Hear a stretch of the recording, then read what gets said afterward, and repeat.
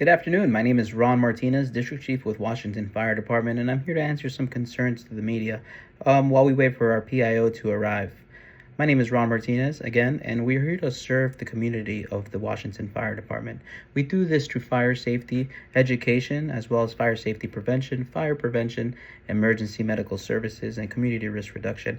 Again, educating the public on our concerns or things as we see them. I do have 4 questions that were brought up to me by the media, and I want to go ahead and answer them this time while we await the arrival of our public information officer, who will better answer these in detail.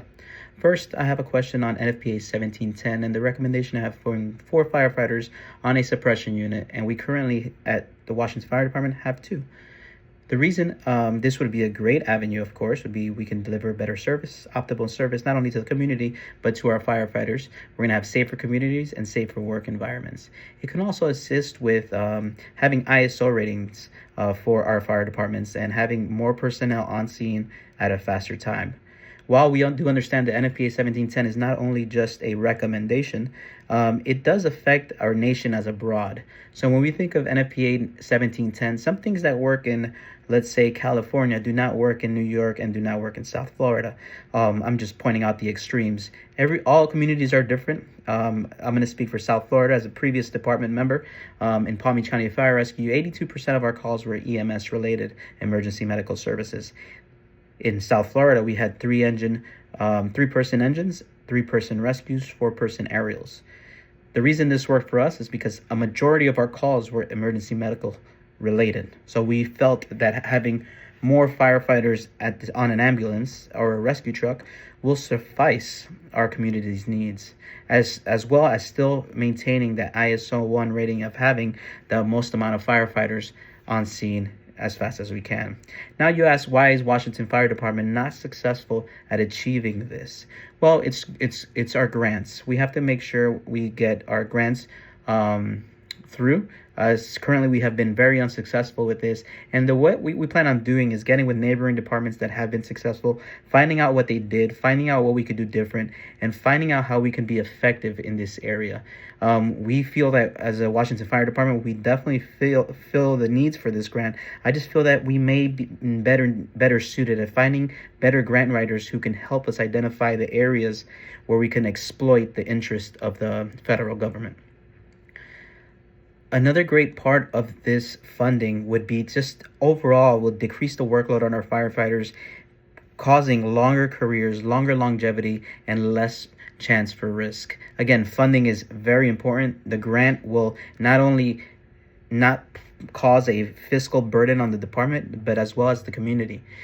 The money is there throughout the nation. We just have to find how we can acquire that. And the way we're going to do it is by giving ourselves a 4-month gap, 4-month timeline with grant writers, and we're going to talk to neighboring departments that have already been successful and see what they did.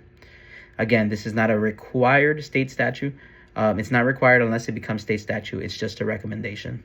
Now, I want to talk about hazmat. Hazmat training requirements for the Washington Fire Department are at an awareness level. I understand there are 4 levels. There's an awareness level, an operational level, a hazardous material technical level, and a hazardous material specialist level.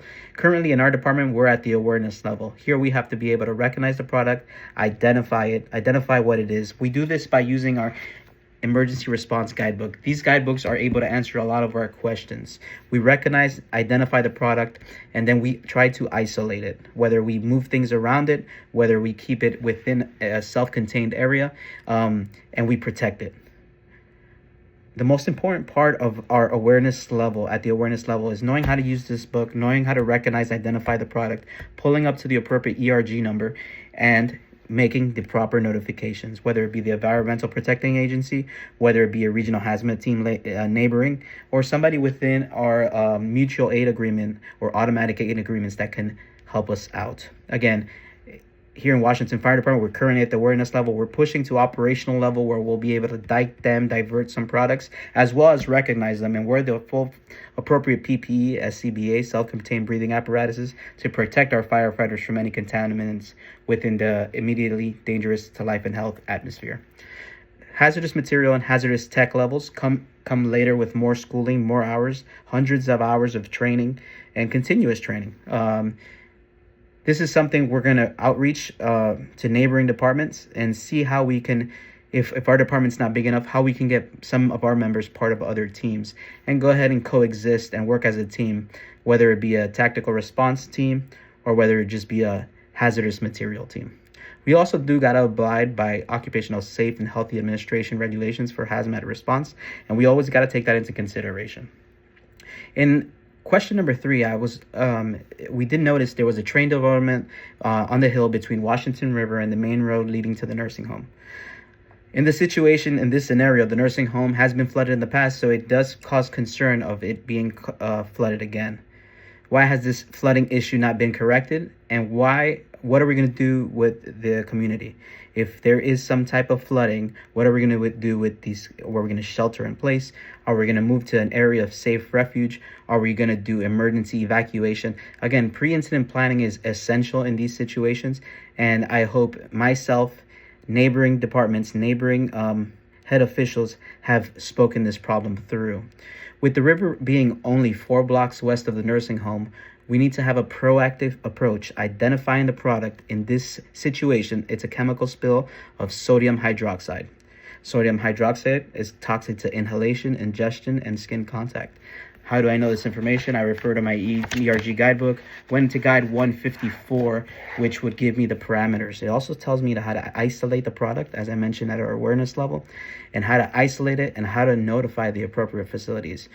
Here in this situation, we'll notify the Environmental Protection Agency, and I do have a regional hazardous response team coming.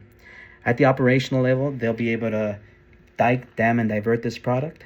And I do understand that they diked, dammed, and diverted it to a river or to a nearby body of water that contaminated population of fish.